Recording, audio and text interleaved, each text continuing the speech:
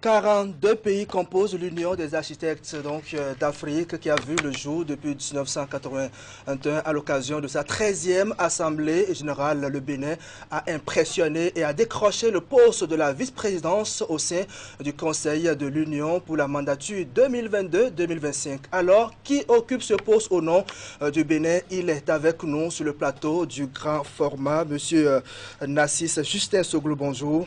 Oui, bonjour, monsieur le journaliste. Alors, vous êtes par ailleurs ancien président de l'Ordre national des architectes et urbanistes du Bénin. Merci, bienvenue sur le plateau du grand format. Merci, c'est moi qui vous remercie. Alors, vous êtes rentré hier, malgré ça, vous avez accepté de répondre donc à notre invitation. Merci beaucoup.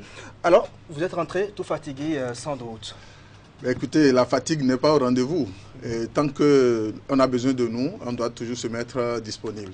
Donc, nous sommes habitués à ne pas beaucoup nous reposer, même si on nous le reproche.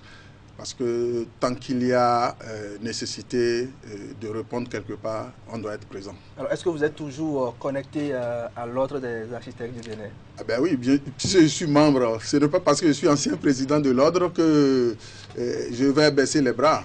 Étant donné que je fais partie toujours des membres de l'Ordre, je suis connecté. Même en étant à l'extérieur, j'ai participé même à la dernière Assemblée générale de l'Ordre et à toutes les activités d'ailleurs, puisque l'Ordre aujourd'hui est bien connecté et nous avons la possibilité de suivre par visioconférence toutes les activités que mène l'Ordre national des architectes et des urbanistes du Bénin.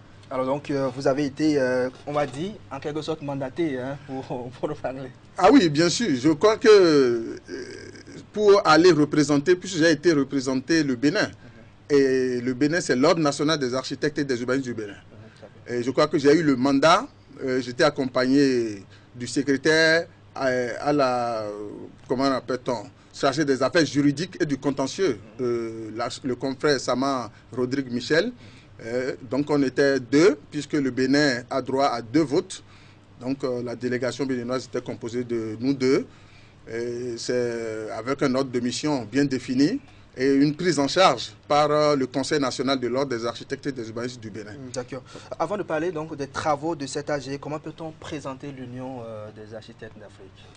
Oui, au fait, l'Union des architectes d'Afrique est née depuis le 23 mars 1981, comment appelle-t-on, au Nigeria. C'était sous la présidence de son Excellence El Hadj Shehu Shagari. Donc c'était lui qui avait milité pour la création de notre union à travers l'idée qu'avaient évoqué certains pays, dont sous l'impulsion du Nigeria bien sûr. Et ça a donné cette création depuis ce temps-là. C'était au départ 23 pays qui étaient les pays membres fondateurs de cette association. Donc il faut en même temps préciser qu'en ce moment, l'Ordre national des architectes des urbanistes du Bénin n'existait pas encore, puisque nous, on a été créé officiellement en 1983 par le décret 83-388 du 1er novembre 1983. Les travaux, comment ils se sont déroulés? Quelles ont été les activités que vous avez menées au Maroc? Oui, je crois que d'abord, on a eu 4 jours de travaux. Il y a eu les 2 premiers jours qui ont été consacrés au congrès, où il y a eu des thématiques qui ont été développées par des éminents architectes. Et puis l'Assemblée générale statutaire qui a eu lieu les 6 et 7 juillet. Au début de l'Assemblée, naturellement, il fallait que l'ancien bureau présente les résultats de la mandature.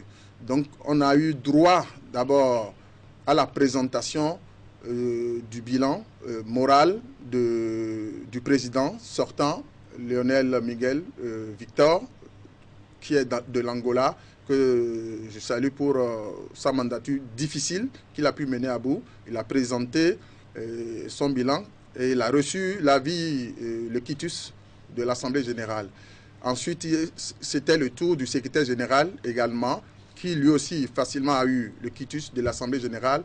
Puis, s'en est suivi le bilan du trésorier. Là aussi, sans problème. Et il y a eu le passage des vice-présidents de l'Union Et par la suite, il y a eu les présidents des commissions et les présidents des comités. Donc, en disant tout ça, peut-être que je pourrais profiter pour vous dire en même temps la composition, ou sinon si c'est prévu dans vos questions. Du bureau. Oui, voilà. Le bureau, au fait, de l'Union des architectes d'Afrique est structuré, comme je viens de décrire. Il y a le président, le secrétaire général. Combien de membres? Le bureau, ça fait 9. Ça fait 9, parce qu'il y a le président, le secrétaire général, le trésorier, et il y a l'immédiat passe-président, qui est d'office le membre du conseil qui suit.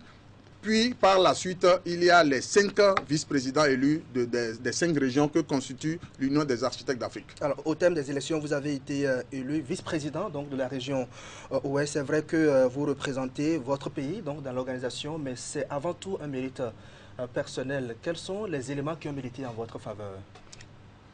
Je ne dirais pas que c'est simplement un mérite personnel. Déjà, c'est mon pays, c'est le Bénin. Et à travers déjà ce que le Bénin représente aujourd'hui sur le plan régional, sous-régional et à l'international, ça a déjà un plus que ça apporte à notre organisation, à notre ordre des architectes du Bénin. Vous n'êtes pas sans savoir peut-être que j'ai eu à occuper le poste de président de la commission, de la conférence des ordres des architectes de l'UEMOA. Ça, c'est pour le Bénin, c'est le mérite du Bénin. Et ensuite, aujourd'hui, pour le mandat finissant au niveau de l'Union des architectes d'Afrique, je suis